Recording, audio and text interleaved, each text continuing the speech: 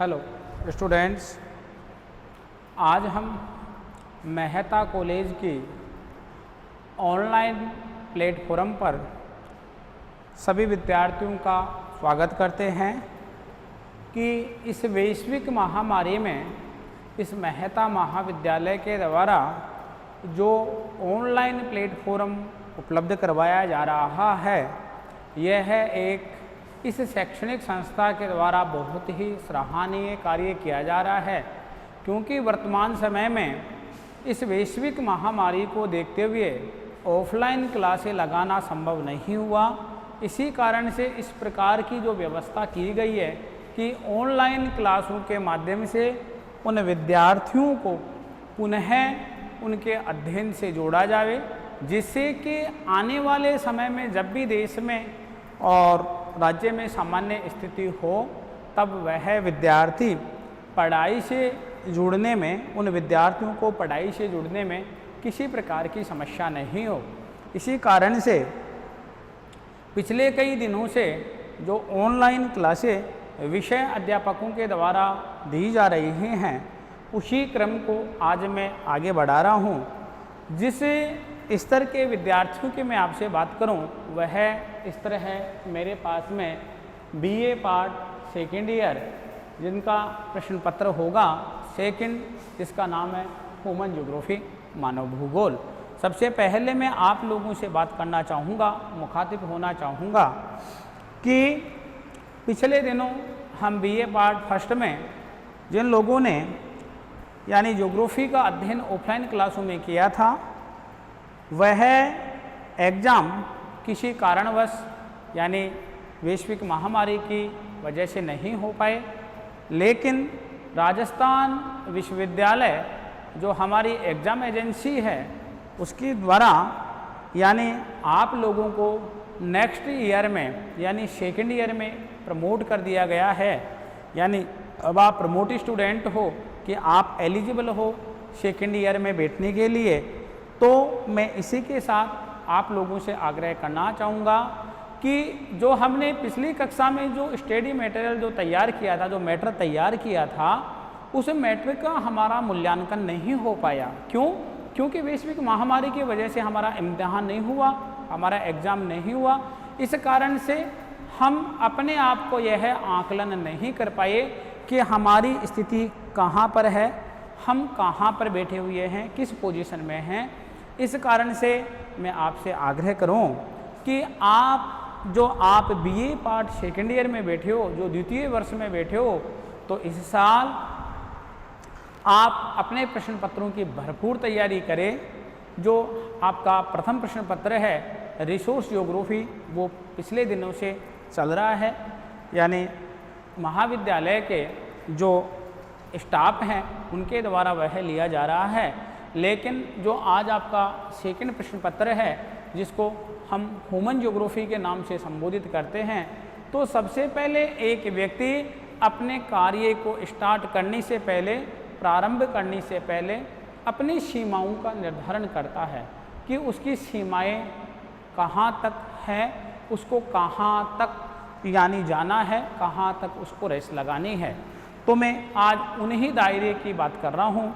इसी दायरे में रह करके बीए द्वितीय वर्ष जो हमारा विषय है ज्योग्राफी, क्योंकि मैं ज्योग्राफी का विद्यार्थी हूँ, इसलिए मैं आप लोगों से ज्योग्राफी की ही बात कर रहा हूँ। जो हमारा द्वितीय प्रश्न पत्र के रूप में जो हमारा प्रथम प्रश्न पत्र रिसोर्स ज्योग्राफी है और द्वितीय प्रश्न पत्र ह्यूमन ज्योग्राफी है, यानी मानव भूगोल।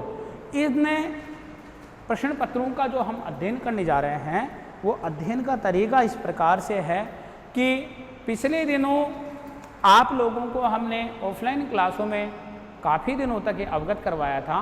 पेपर का पैटर्न के बारे में भी बताया था, प्रीवियस ईयर के जो पेपर हैं उनके बारे में हमने एनालिसिस करके बताया था कि इस प्रकार से पिछले सालों में ये प्रश्न पूछे गए हैं। अब इन सालों में ये इस प्रकार से प्रश्न आ सकते हैं, आने की संभावनाएं बनती है। लेकिन कारणवश आपका इम्तिहान नहीं हो पाया, इस कारण से आप उस एग्ज़ाम में अपीयर नहीं हो पाए। लेकिन गत वर्ष भी जो शैक्षणिक वर्ष था, उसमें भी हमने एक निर्धारित सीमा में रहते हुए ही हमने उस पाठ्यक्रम के माध्यम से हमने हमारे शैक्षणिक वर्ष में उस कोर्स को आगे बढ़ाया था। तो आज हम वही कार्य करने जा रहे हैं। सबसे पहले तो आपका और विषय अध्यापक का जो दायरा है, जो सीमा है, मैं उस सीमा की बात कर रहा हूँ। तो हमारा जो सीमा है, हमारे पास में जो सीमा आती है, वो सीमा क्या है? हमारा पाठ्यक्रम, यानी हमारा जो पाठ्यक्रम है, हमारा जो सिलेबस है, वो सिलेबस हमारे लिए क्या है? हमारी एक सीमा है।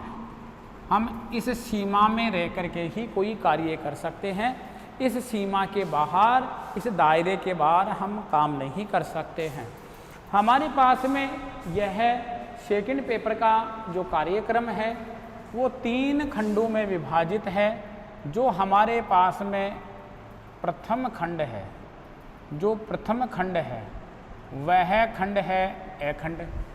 जो हमारे पास में द्वितीय खंड है, यानी जो सेकंड खंड है, वह सेकंड खंड है हमारे पास में, यानी ये खंड है ब। मैं यहाँ पर लिख दूँ, यह खंड आता है हमारे पास में ब, यानी सेकंड खंड है ये। यह जो खंड है हमारे पास में आया, मैं इस खंड की आपसे बात करूं, यह खंड है ए। और इसके बाद में मैं आपसे खंड की बात करूं जो हमारे तीसरे खंड के रूप में होगा, वह खंड है स, यानी section C, section C, section B और सेक्शन ए। सेक्शन ए, ये 3 प्रकार के खंड हैं। तो इन 3 खंडों में जो हम जब भी सामान्य स्थिति होगी और हम उस शैक्षणिक सत्र में हम आपसे ऑफलाइन क्लासों में बात करेंगे। अभी ऑनलाइन क्लासों में भी हम पाठ्यक्रम के माध्यम से ही हम आपको सिलेबस को आगे बढ़ाएंगे, गति देंगे। यथावत क्लास जो आपकी सेकंड ज्योग्राफी है, जो आपका सेकंड ईयर है, उसका सेकंड जो पेपर है, आज उसके यथावत क्लासें हमने आज प्रारंभ कर दी है। आज से आपको यथावत ऑनलाइन वीडियो प्राप्त होते रहेंगे। तो हम बात करें कि सबसे पहला जो हमारा खंड ए आता है, मानव भूगोल, नाम ही इसका ह्यूमन ज्योग्राफी है। हम जितने भी खंड होंगे, जो भी सेक्शन होंगे, चाहे हमारे पास में सेक्शन ए आता हो, चाहे सेक्शन बी आता हो, चाहे सेक्शन सी आता हो, हम जो भी सेक्शन पढ़ेंगे उस सेक्शन में हम मानव के लिए ही पढ़ेंगे, मानव के लिए ही पढ़ेंगे। जो भी कुछ मैटर होगा वो सारा मानव के लिए ही होगा, वो सारा मैटर मानव का ही होगा। देखिए, हम सेक्शन ए की बात करते हैं, मानव भूगोल की डेफिनेशन, मानव भूगोल की परिभाषा, मानव भूगोल ह्यूमन ज्योग्राफी का एम उद्देश्य, मानव भूगोल का विषय क्षेत्र अर्थात मानव भूगोल का अन्य सामाजिक विज्ञानों के साथ सह संबंध, यानी कोर रिलेशन, यानी अन्य जो सोशियो जो साइंस हैं उनके साथ ह्यूमन ज्योग्राफी का क्या संबंध है। आगे हम बात करें मानव भूगोल के सिद्धांत, थ्योरीज ऑफ ह्यूमन ज्योग्राफी, मानव भूगोल के कौन कौन से सिद्धांत हैं तथा आवश्यक तत्व, यानी वह आवश्यक तत्व किसके संदर्भ में, जीन ब्रुन्स महोदय के संदर्भ में और हंटिंगटन महोदय के संबंध में। जो हंटिंगटन महोदय हैं उनके संबंध में मैं बात कर रहा हूँ। मानव पर्यावरण संबंध, मानव का पर्यावरण के साथ संबंध, यानी ह्यूमन एंड एनवायरमेंट रिलेशनशिप। यदि मैं मानव और पर्यावरण की बात करूं, एक बार हम सिलेबस से अवगत हो जाए, फिर हम निर्धारित टॉपिक पर पहुंचेंगे। बात करता हूं मानव और पर्यावरण का संबंध, जिसमें डिटर्मिनिज्म पढ़ेंगे, जिसमें पॉसिबिलिज्म पढ़ेंगे, जिसमें नियो डिटर्मिनिज्म पढ़ेंगे, यानी निश्चयवाद या पर्यावरणवाद, इसमें संभववाद और नव निश्चयवाद की बात करेंगे। आगे हमारे पास में जो सेक्शन आता है बी, मैंने अभी भी आपको यही बोला है, यही मैं आपको समझाना चाह रहा हूँ कि हम जो भी यहाँ पर बात कर रहे हैं वो हम सब किसके लिए कर रहे हैं, मानव के लिए ही कर रहे हैं। जितने भी हम थीम की बात करेंगे, जितने भी हम फैक्टर्स की बात करेंगे, वो सारे किसके लिए करेंगे, मानव पर वह प्रत्यक्ष और अप्रत्यक्ष रूप से डिपेंड होंगे सारे तत्व। मैं मुख्य रूप से उन्हीं तत्वों की बात कर रहा हूँ मानव प्रजातियां, ह्यूमन रेशेज की मैं बात कर रहा हूँ, मूल्यांकन व प्रवास, यानी इनका मूल्यांकन और प्रवास, माइग्रेन, जोन स्ट्रेटा थ्योरी अर्थात प्रजातियों का वर्गीकरण, प्रकार, विशेषताएं और वितरण, यानी ये विश्व स्तर का वर्गीकरण है। मैं बात करूं भारत के संदर्भ में, भारत में मानव प्रजातियां, यानी भारत के संबंध में मानव प्रजातियों का वर्णन, विश्व की प्रमुख जनजातियां, ट्राइबल कास्ट, वंशी है, एक्सकिमो है, बुशमैन है, पिग्मी है, मसाई है, बांटू है, किर्गिज है, ये तो विश्व के संदर्भ में हैं। हम बात करें भारत के संदर्भ में, भारत में जनजातियां, मैं बात करूं भील है, इसके अलावा नागा है, संथाल है, गोंड है, और मैं बात करूं जम्मू और कश्मीर के संदर्भ में टोडा और गुज्जर, इन दोनों के मैं आपसे बात कर रहा हूं। ये हमारे पास में जो आया ये जनजातियों का था। आगे हम बात करते हैं पॉपुलेशन ग्रोथ थ्योरी जो है, यानी जनसंख्या वृद्धि सिद्धांत, वितरण और घनत्व विश्व के संदर्भ में। यानी ये जो जनसंख्या का जो यहाँ पर हम बिंदु को मेंशन करने जा रहे हैं, यह हमारा बिंदु है विश्व के संदर्भ में जनसंख्या वृद्धि, वितरण और घनत्व विश्व में। जो हमारे पास में जो तीसरा खंड आ रहा है, यानी जो हमारे पास में जो थर्ड खंड आया, उस थर्ड खंड की यदि हम बात करते हैं, मुख्य रूप से हम इस खंड की बात करें तो थर्ड खंड जो हमारे पास में आया है वो जनसंख्या प्रवास, पॉपुलेशन माइग्रेन। उसमें आएगा कारण, यानी प्रवास का कारण, प्रवास का प्रकार और प्रवास करने से किस प्रकार का प्रभाव पड़ता है, उस प्रभाव के बारे में। जनसंख्या प्रदेश, ग्रामीण अधिवास यानी रूरल सेटलमेंट्स, इनके कारक ग्रामीण अधिवासों के विकास को, ग्रामीण अधिवास के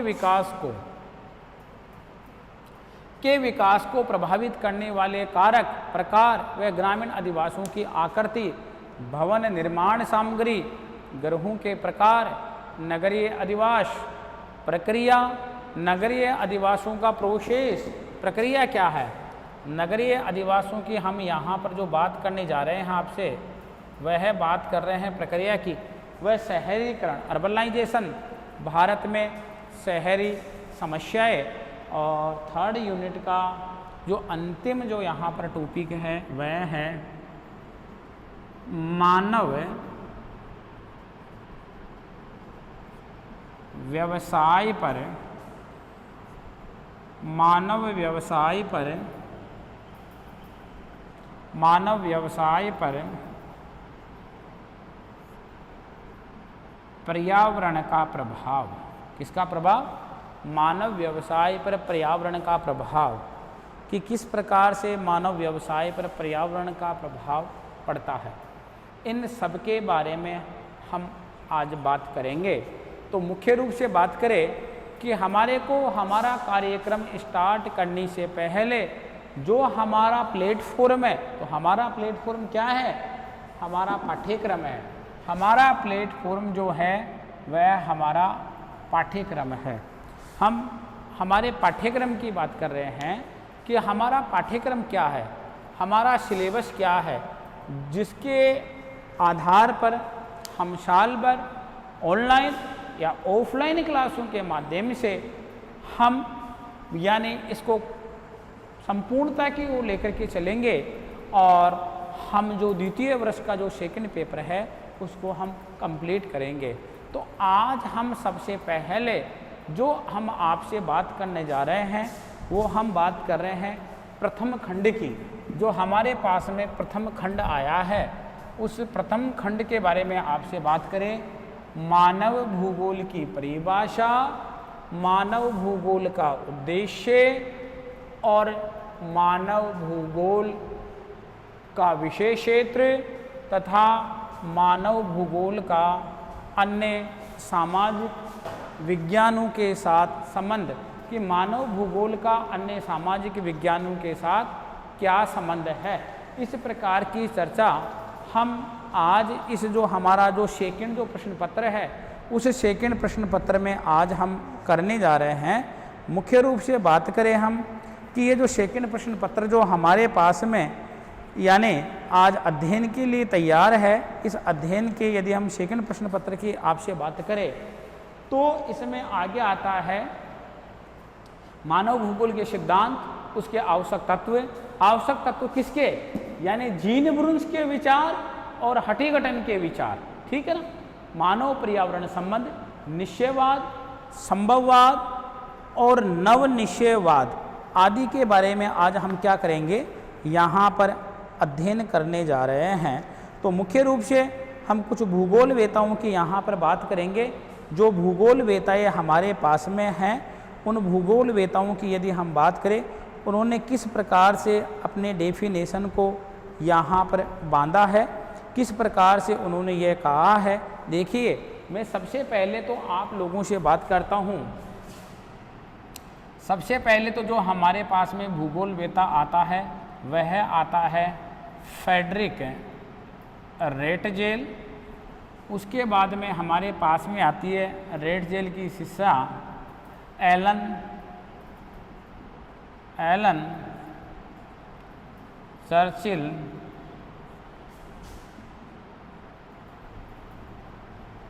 सैंपल एलन चर्चिल जो इनकी शिष्या है सैंपल।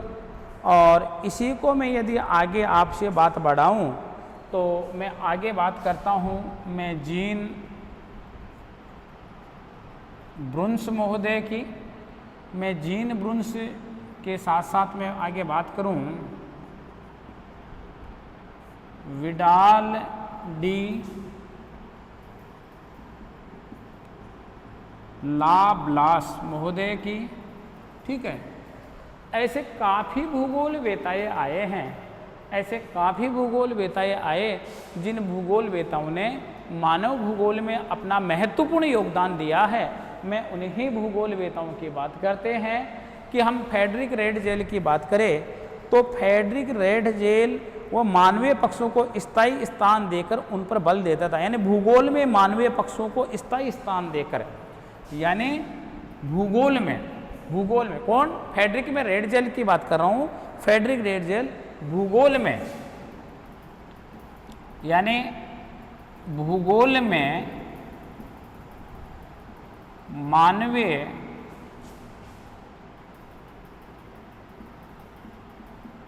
पक्षों को, यानी फ्रेडरिक रेटजेल भूगोल में मानवीय पक्षों को स्थायी स्थान देकर, यानी पक्षों को स्थायी स्थान देकर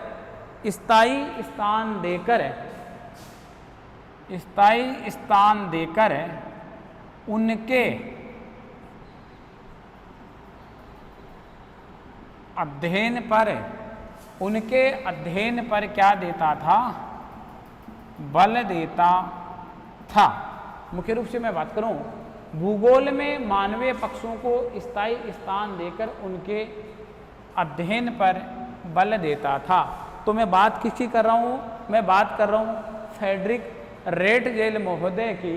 फ्रेडरिक रेटजेल जो महोदय थे, उन्होंने जो अपना महत्वपूर्ण जो योगदान दिया है, मैं उस योगदान की बात करूं कि उन्होंने फ्रेडरिक रेटजेल महोदय ने 2 प्रकार के ग्रंथ जो थे उनकी रचना की है। एक तो इनका ग्रंथ है एंथ्रोपोजियोग्राफी, दूसरा है पॉलिटिकल जियोग्राफी। तो आज मैं बात करूं, इन्हीं की शिष्या थी। ये कौन? ये तो जर्मन भूगोल वेता थे। और ये कौन सी भूगोल वेता थी? ये अमेरिकन भूगोल वेता थी। ये कौन सी भूगोल वेता थी? यह अमेरिकन भूगोल वेता थी। और यह कौन से भूगोल वेता थे? यानी यह जर्मन भूगोल वेता थे, ठीक है ना। तो मुख्य रूप से हम बात करते हैं कि भूगोल में मानवीय पक्षों को स्थायी स्थान देकर, भूगोल में मानवीय पक्षों को कौन सा स्थान दिया है? स्थायी स्थान दिया है, यानी स्टेबल पैलेस, स्थायी स्थान दिया है भूगोल में। यानी सबसे पहले जो हमारे पास में जो एक विषय के रूप में एक भूगोल चला करता था, कि आज हम सब आज भी यदि हम भूगोल में जानते हैं, यदि हम भूगोल में अध्ययन करते हैं, तो हमारे पास में मात्र एक ही विषय आता है। वो विषय कौन सा आता है? भौतिक भूगोल। भौतिक भूगोल के अलावा यदि आप मैक्सिमम भूगोल के विद्यार्थियों से बात करो तो मैक्सिमम भूगोल के विद्यार्थी आपको इस बात से अवगत करवाएंगे, इस बात की आपको जानकारी देंगे कि आप कौन सी भूगोल का अध्ययन कर रहे हैं या आप कौन सी भूगोल के पेपर के बारे में ज़्यादा जानते हैं, तो वे कहेंगे भौतिक भूगोल। इसका मतलब और बाकी की भूगोल के बारे में उन विद्यार्थियों को या तो बहुत कम जानकारी है या वो विद्यार्थी उस प्रश्न पत्र में रुचि नहीं रख पा रहे हैं। क्यों? ऐसा क्यों? तो ऐसा इसलिए होता है कि मैं प्रारंभिक वर्षों की बात करूं तो प्रारंभिक वर्षों में क्या होता था कि जिस समय मानव आदिम अवस्था में था तो मुख्य रूप से मानव प्रकृतिवादी था। मानव किस रूप में था? मानव प्रकृतिवादी था। वादी या वाद का मतलब होता है लीज्म। लीज्म का मतलब क्या होता है? मुख्य रूप से मैं बात करूं तो लीज्म का मतलब यहाँ पर क्या होता है? विचार। यहाँ लीज्म का मतलब होता है विचार। तो मैं बात करूं आपसे उन विचारों की जो व्यक्ति प्रारंभिक समय में किस पर बल देता था? प्रकृति पर बल देता था। इसका मतलब मानव प्रकृति को क्या मानता था? मानव प्रकृति को सर्वे सर्वा, मानव प्रकृति को क्या मानता था? सर्वे सर्वा मानता था। अर्थात मानव की नज़र में प्रकृति क्या थी? सर्वोच्च थी। अर्थात प्रकृति में, जहाँ पर मैंने भौतिक यानी फिजिकल शब्द प्रयोग में लिया है, काम में लिया है, तो मैं ये कह सकता हूँ आपको कि पृथ्वी में किसी न किसी प्रकार के ये जो परिवर्तन हो रहे थे, चाहे वो एंडोजेनेटिक फोर्स हो चाहे वो एक्सोजेनेटिक फोर्स हो, इन दोनों बलों के द्वारा जो भी परिवर्तन हो रहा था, यदि मैं उस परिवर्तन की बात करूं तो एक परिवर्तन तो कहां पर हो रहा था? पृथ्वी के बाह्य भाग में। एक परिवर्तन तो कहां पर हो रहा था? पृथ्वी के बाह्य भाग में। और दूसरा परिवर्तन कहां हो रहा था? पृथ्वी के कौन से भाग में? पृथ्वी के आंतरिक भाग में। पृथ्वी के आंतरिक भाग में एक परिवर्तन हो रहा था। तो मुख्य रूप से मैं बात करूं आपसे एंडोजेनेटिक फोर्स की, इस एंडोजेनेटिक फोर्स के माध्यम से, जैसे मैं आपसे बात करूं भूकंप है, ज्वालामुखी विस्फोट है, ज्वालामुखी विस्फोट है, जैसे मैं बात करूं सुनामीस है, ये पृथ्वी के आंतरिक बलों के कारण से पृथ्वी के ऊपरी भाग में जब इनका प्रभाव होता था, जब इनके प्रभाव की प्रक्रिया होती थी, तो मानव पहले यानी प्रकृति को केंद्र में रखता था। यानी मानव ने जो सबसे ज़्यादा जो तवज्जो दी है वह प्रकृति को दी है। इसका मतलब मानव प्रकृति को कहाँ रखता था? केंद्र में रखता था। अर्थात ऐसा भूगोल जिसमें मानव के बारे में जिक्र ही नहीं था, मानव के बारे में कोई जानकारी ही नहीं थी।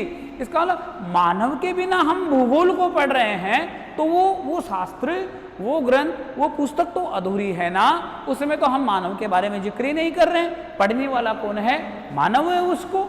इसका मतलब हम बात कर रहे थे तो हम कौन से बिंदु पर ध्यान दे रहे थे?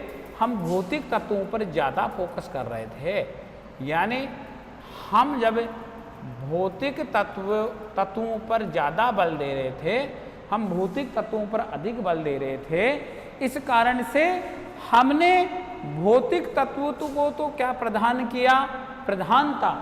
और हमने मानव को, जब हमने मानव को क्या रखा? हमने मानव को कौन सी पोजीशन में रखा? गौण पोजीशन में रखा। यानी हमने फिजिकल जो फैक्टर थे उनको तो प्राइमरी में रख लिया और मानव को हमने सेकेंडरी में रख लिया।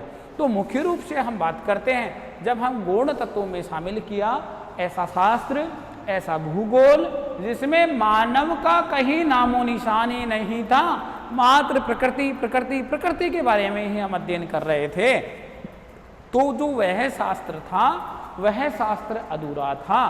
तो धीरे धीरे हमारे भूगोलवेताओं ने, हमारे जो भूगोल से जुड़े हुए विभिन्न प्रकार के ज्योग्राफर्स थे, उन्होंने यह सुझाव दिया कि ऐसा शास्त्र किस काम का या किस प्रकार से उपयोगी है जिसमें हम मानव के बारे में अध्ययन ही नहीं करते हैं।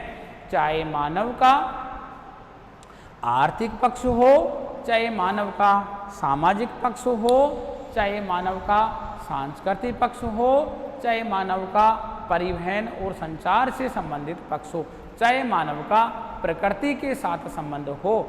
यदि किसी कारणवश एक्सोजेनेटिक जो फोर्सेज थे, जिनमें आपका अर्थक्वेक है, जिनमें आपकी सुनामिश है, जिसमें आपका वेलकोनोसिटी है, इनकी वजह से पृथ्वी में किसी प्रकार की घटना घटित होती थी, तो वह प्रारंभिक मानव क्या हो जाता था?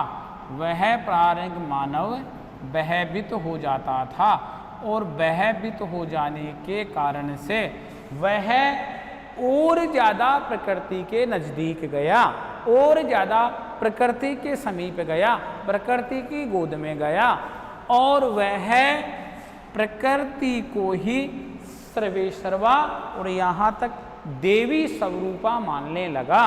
अर्थात यदि मैं इस प्रकृति को किसी न किसी प्रकार से संतुष्ट नहीं रखूंगा और यह प्रकृति मेरे से रुष्ट हो जाएगी, तो मैं किस प्रकार से मेरे अस्तित्व को बचा पाऊंगा। इस कारण से धीरे धीरे मानव जब इस ओर अग्रसर हुआ, तो अग्रसर होने से एक वाद सामने आया, एक लिज्म सामने आया। उस लिज्म का नाम था पर्यावरणवाद। उसी लिज्म को हम क्या कह रहे हैं? उसी लिज्म को हम कह रहे हैं पर्यावरणवाद। उसी लिज्म को हम कह रहे हैं प्रकृतिवाद, नेचुरलिज्म, यानी इसी वाद को हम कह रहे हैं निश्चयवाद। उसी को ही हमने कौन सा नाम दिया? निश्चयवाद, यानी डिटरमिनिज्म हम इसको नाम दे रहे हैं। यह एक ऐसा लिज्म था, यह एक ऐसा वाद था जिसमें जो प्रकृति थी, इस प्रकृति को तो कहाँ रखा गया था? यानी मुख्य स्थान पर, और मानव को कहाँ रखा गया था? गौण स्थान पर। यानी मानव तो बैठा था कहाँ पर? गौण कंडीशन में। यानी मानव तो इस प्रकृति के स्थान पर सेकंड फेज पर बैठा था, और प्रकृति कौन सी पोजीशन में थी? फर्स्ट फेज में थी। इसका मतलब इस प्रकार का जब एक वाद सामने आया, और इस वाद को जो लाने वाले थे भूगोलवेता, वह भूगोलवेता नियतिवादी डिटरमिनिज्म ज्योग्राफर कहलाए। वह भूगोलवेता पर्यावरणवादी भूगोलवेता या निश्चयवादी भूगोलवेता कहलाए। तो इन निश्चयवादियों ने मानवीय पक्ष को गौण ठहराते हुए जो प्राकृतिक, जो पर्यावरणीय पक्ष था, उस पर्यावरणीय पक्ष को मुख्य या प्रधान पक्ष का दर्जा दिया। जब प्रधान पक्ष का दर्जा दिया, तो यह शास्त्र भूगोल के लिए एक अधूरा शास्त्र साबित हुआ। अधूरा शास्त्र साबित होने के कारण से कुछ मानव शास्त्री सामने आए, कुछ मानव भूगोलवेता ह्यूमन ज्योग्राफर्स आए, और उन्होंने ऐसा सुझाव प्रस्तुत किया कि आप जब तक इस शास्त्र में, इस भूगोल शास्त्र में जब तक आप मानव के किसी भी पक्ष को शामिल नहीं करोगे, चाहे वह मानव का पक्ष सामाजिक पक्ष हो सकता है, वह मानव का पक्ष सांस्कृतिक पक्ष हो सकता है, वह मानव का पक्ष आर्थिक पक्ष हो सकता है, तो मैं यहाँ पर उन पक्षों की बात कर रहा हूँ जो मानव से जुड़े हुए पक्ष हैं। मैं उन पक्षों की आपसे बात करूँ जिससे हमारा मानव भूगोल तैयार हो रहा है। देखिए, मानव भूगोल को तैयार करने वाले वह पक्ष यानी मानवीय तत्व, वह मानवीय में तत्वों की बात कर रहा हूँ जिससे किसका निर्माण हुआ, ह्यूमन ज्योग्राफी बिल्ड होती है। ह्यूमन ज्योग्राफी यानी मानव भूगोल अपनी मजबूत अवस्था में सामने आती है। मानव से जुड़ा हुआ पक्ष आया, मानव समाज में रहता है, तो मानव एक कौन सा प्राणी है, मानव एक सामाजिक प्राणी है। मानव एक सामाजिक प्राणी है, तो जब मानव एक सोशल कल्चर है तो इससे जो हमारा पक्ष तैयार हुआ वह मानव का कौन सा तत्व तैयार हुआ, मानव का सोशियो फैक्टर यहाँ तैयार होता है। इसके अलावा हम अगले फैक्ट की बात करें कि अगले फैक्ट के रूप में मानव का रहन सहन है, मानव का खान पान है, मानव का बोलचाल है, मानव का लिविंग जो स्टैंडर्ड है, जो रहन सहन का तरीका है, ये हम मानव की वेशभूषा है, मानव के रीति रिवाज है, ये सब हम किस में शामिल करते हैं, संस्कृति में। इसका मतलब जो व्यक्ति समाज में रहेगा तो उस व्यक्ति की क्या होगी, कोई न कोई उसकी संस्कृति तो होगी। जब उस व्यक्ति की कोई न कोई संस्कृति होगी तो इस संस्कृति से मानव का जो पक्ष तैयार हुआ वह कौन सा पक्ष तैयार हुआ, वह मानव का जो कल्चर फैक्टर है, जो सांस्कृतिक पक्ष है, यह सांस्कृतिक पक्ष तैयार होता है मानव का। इसके अलावा बात करें कि मानव एक सामाजिक प्राणी है, तो मानव की विभिन्न प्रकार की अपनी आवश्यकताएं होती हैं, मानव की अपने प्रकार की नीड होती हैं, तो मानव उन आवश्यकताओं को कैसे पूरा कर सकता है। तो मानव ने अपने उन प्राथमिक दो प्रकार की आवश्यकताएं, एक तो प्राथमिक आवश्यकता है प्राइमरी नीड्स और एक सेकेंडरी नीड्स है मानव की, जिनको पूरा करना आवश्यक है वह है रोटी, कपड़ा और मकान। जिनको मानव पूरा कर सकता है वह तीन आवश्यकताएं हैं। बात करें इन तीन आवश्यकताओं के आगे हम कि उससे मानव का कौन सा पक्ष तैयार होता है, तो मानव के पास में पैसा कहाँ से आए उन आवश्यकताओं को पूरा करने के लिए, तो मानव अपनी क्षमता के अनुसार और अपनी योग्यता के अनुसार मानव ने किसी न किसी व्यवसाय यानी ऑक्यूपेशन का चयन किया। अर्थात मानव का जो अगला जो पक्ष आया वह आया क्या, व्यवसाय।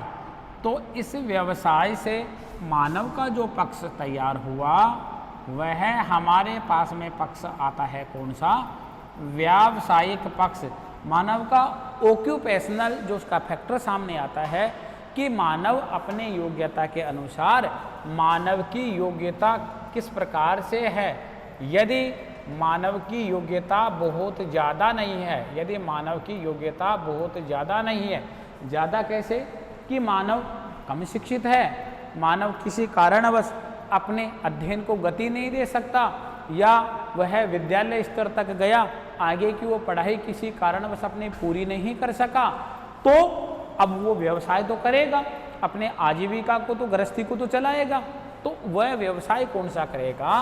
तो इस प्रकार का मानव ने कौन से व्यवसाय को गति दी, इस प्रकार के मानव ने प्राथमिक व्यवसाय को अपना रोजी रोटी का क्या बनाया, अपनी रोजी रोटी का साधन बनाया। जो मानव थोड़ा बहुत ज़्यादा यानी पढ़ा लिखा था वह थोड़ी पढ़ाई कर सका और वह थोड़ा सा सामान्य बौद्धिक जानकारी रखता है। यानी इस प्रकार की जानकारी जो मानव यानी पहले वाले इस प्राथमिक व्यवसाय करने वाले मानव की तुलना में, यानी रॉ मटेरियल तैयार तो करा है प्राथमिक व्यवसाय, लेकिन उसकी मैन्युफैक्चरिंग करने का जो थोड़ा सा टेक्निकल जो टर्म आ रहा है वो हमारे द्वितीय के व्यवसाय में आया। तो मानव का जो अगला व्यवसाय आता है वह व्यवसाय आता है कौन सा व्यवसाय? द्वितीय के व्यवसाय, यानी प्राइमरी ऑक्यूपेशन, सेकेंडरी ऑक्यूपेशन। हमारे पास में दो प्रकार के व्यवसाय आए हैं। एक व्यवसाय तो हमारे पास में कौन सा आया? प्राइमरी ऑक्यूपेशन, दूसरा सेकेंडरी ऑक्यूपेशन।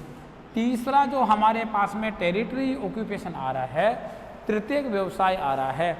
मान लीजिएगा मानव ने अपने अध्ययन को पूरा कर लिया और मानव उच्च शिक्षित हो गया है। तो मानव जब उच्च शिक्षित हो गया तो शिक्षित होने के बाद में वह या तो किसी राजकीय सेवा में नियोजित हो जाता है, और यदि राजकीय सेवा में नहीं नियोजित होता है और किसी गैर राजकीय सेवा में वह नियोजित होता है, तो मैं उस मानव की आपसे बात करूं, वह जो व्यवसाय प्राप्त करेगा वह व्यवसाय प्राप्त करेगा कौन सा? तृतीयक व्यवसाय। वह तृतीयक व्यवसाय की ओर अग्रसर होगा, अर्थात टेरिटरी ऑक्यूपेशन, वह टेरिटरी ऑक्यूपेशन की ओर अग्रसर होगा। यदि एक मानव बहुत ज़्यादा बौद्धिक क्षमता रखता है, या जिसका जो अध्ययन का जो तरीका रहा है वह टेक्निकल रहा है, तो इस प्रकार का व्यक्ति जो आपका क्वाटरनरी व्यवसाय है, यानी प्राइमरी है, सेकेंडरी है, टेरिटरी है और क्वाटरनरी जो व्यवसाय है, यानी जो चतुर्थक व्यवसाय जिसको मैं कह सकता हूँ, चतुर्थक एवं कौन सा व्यवसाय? पंचम प्रकार का व्यवसाय। मैं इस व्यवसाय को यहाँ पर क्रमबद्धता के साथ रख सकता हूँ। इसका मतलब यहाँ पर व्यक्ति क्या अधिक करेगा? यहाँ पर व्यक्ति शारीरिक श्रम अधिक करेगा। यहाँ पर व्यक्ति किसको प्राथमिकता देगा? शारीरिक श्रम को प्राथमिकता देगा।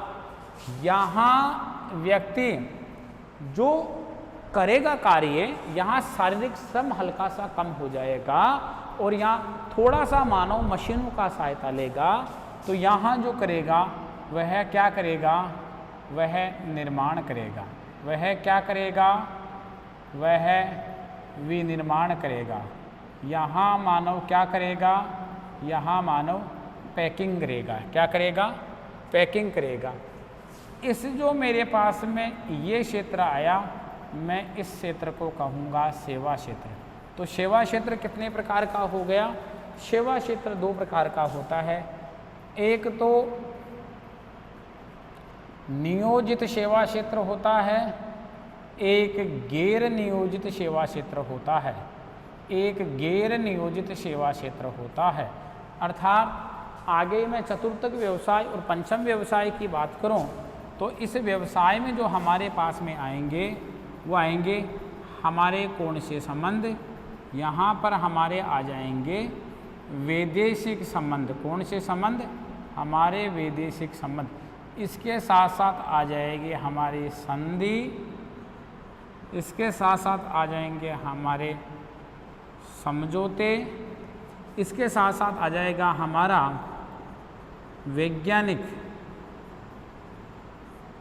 वैज्ञानिक शोध, साइंटिफिक जो रिसर्च होगा वो सारा आपका किस में शामिल हो जाएगा?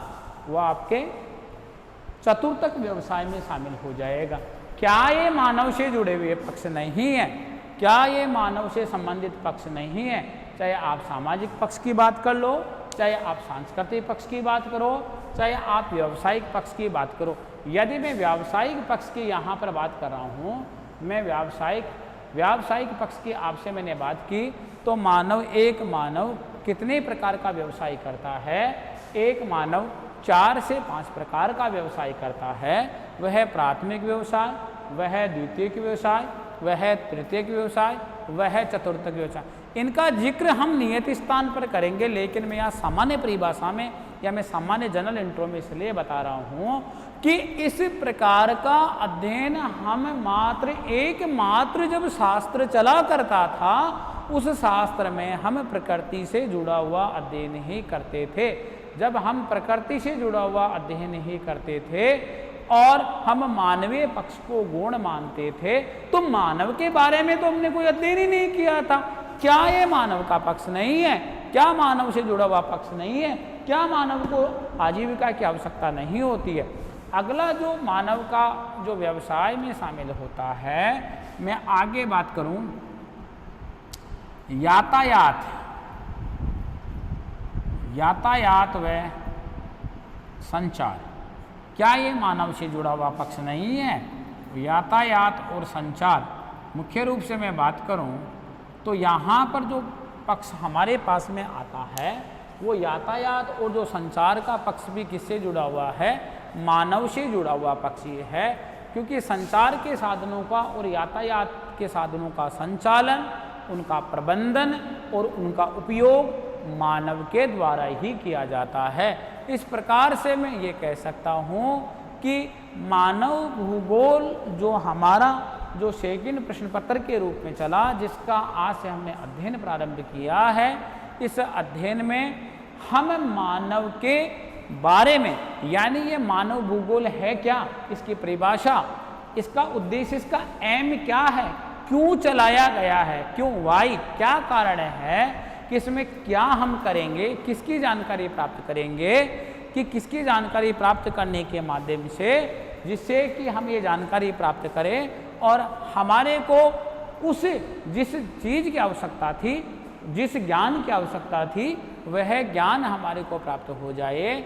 यानी अन्य सामाजिक विज्ञानों के साथ संबंध, यानी अन्य सामाजिक विज्ञान का मतलब, यदि मैं राजनीतिक से जुड़े हुए पक्ष का अध्ययन करूंगा तो वह राजनीतिक पॉलिटिकल ज्योग्राफी कहलाएगा।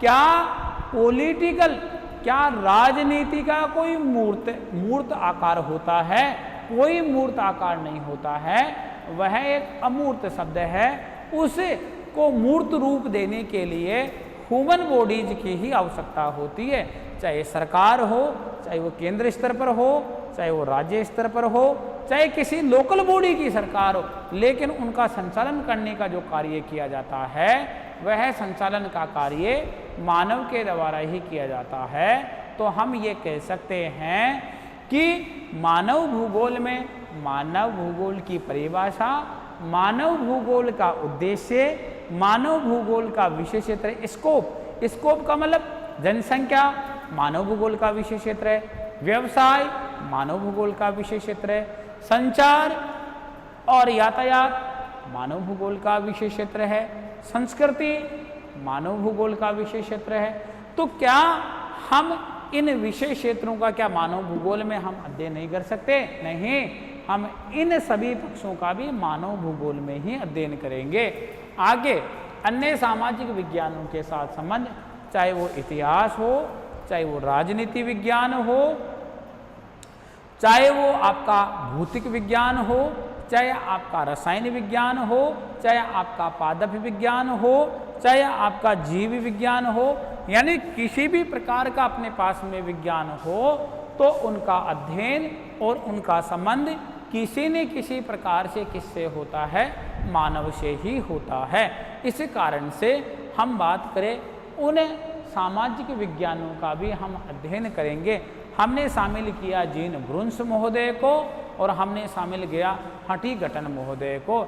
इन दोनों भूगोलवेताओं के विचार हम मानव भूगोल से संबंधित यहाँ पर उनके विचारों से हम अवगत होंगे, क्योंकि इन्होंने भी जो मानव भूगोल जैसा एक हमारे पास में शास्त्र आया, इन्होंने अपने विचार यानी अपने ओजस्वी विचारों से हमारे को किस प्रकार से लाभान्वित किया है, हमारे को जानकारी उपलब्ध करवाई है। इसी प्रकार से मैं बात करूं कि मानव का पर्यावरण के साथ संबंध, यानी मानव का पर्यावरण के साथ संबंध यदि मित्रवत अच्छा नहीं होगा या रुष्ट संबंध होगा, तो प्रकृति मानव के अस्तित्व को कभी न कभी उस मानव के अस्तित्व को मिटा देगी।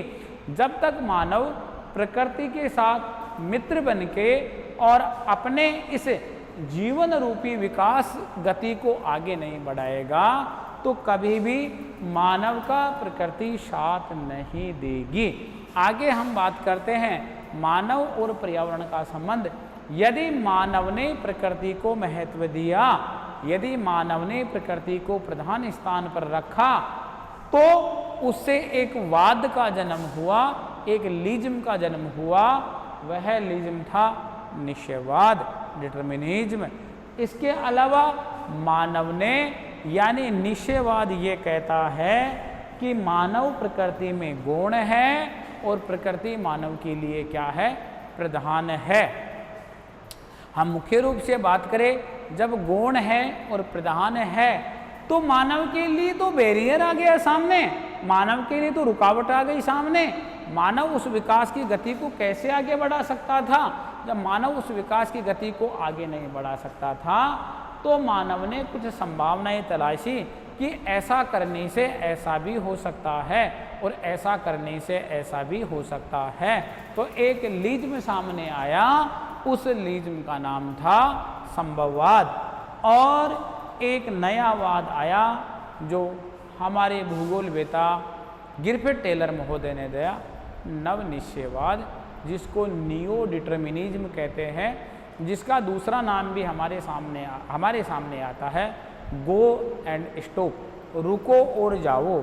यानी इस रुको और जाओ का जो थीम है, जो रुको और जाओ का थीम है, इस थीम को गिरफिट टेलर महोदय यानी कुछ एम्बर के माध्यम से, कुछ बत्तियों के माध्यम से, जो ट्रैफिक जो पॉइंट पर जो बत्तियां लगी हुई होती हैं, उनके माध्यम से हमारे को समझाने का प्रयास करता है कि यदि आप कहीं पर भी यानी किसी भी प्रकार की ट्रांसपोर्टेशन की विधा हो सकती है, परिवहन का प्रकार हो सकता है, चाहे वो स्थल परिवहन में सड़क परिवहन हो, चाहे रेल परिवहन हो, चाहे जल परिवहन हो, चाहे आपका वायु परिवहन हो, जब तक आपको कहीं से सिग्नल प्राप्त नहीं होता है तब तक आप आगे नहीं बढ़ सकते हो।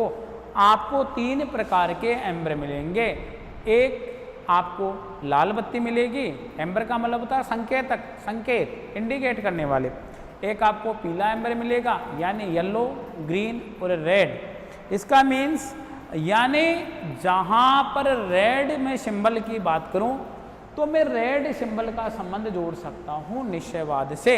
अर्थात निश्चयवाद का मीन्स हो गया कि मानव को किसी भी स्थान पर, किसी भी पोजीशन में प्रधानता तो दी नहीं प्रकृति ने। इसका मतलब मानव के दिमाग में हमेशा यही रहा कि जो कुछ कार्य होगा वो किसके द्वारा संभव होगा, प्रकृति ही करेगी।